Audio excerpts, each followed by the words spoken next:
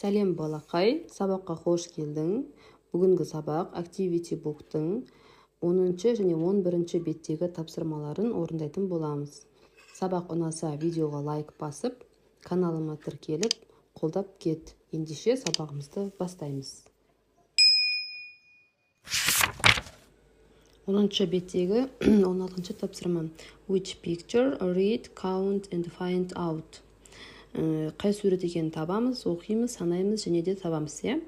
Бірінші сурет ABC 4 сурет берілген және 4 сөйлем берілген. Сол 4 сөйлемге қарап суреттерді табамыз.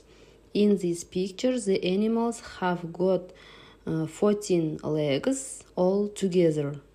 Picture C дейді. Бұл суретте 14 аяғы бар дейді. Ол C деген суретте екен.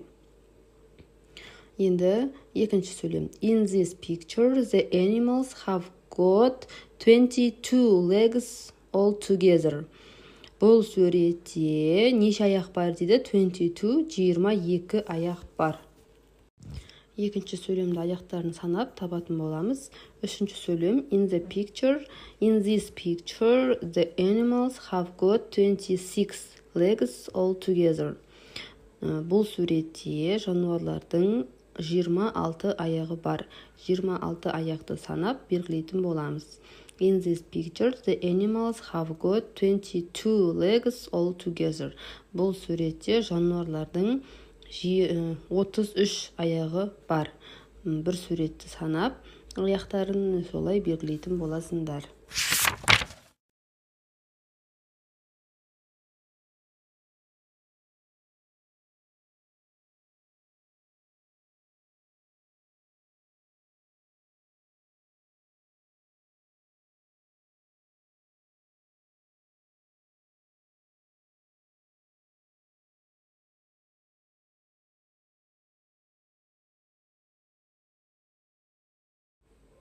You can see a lot of animals at Almaty Zoo. Алматы зоопаркінен мына жануарларды көре аласыңдар.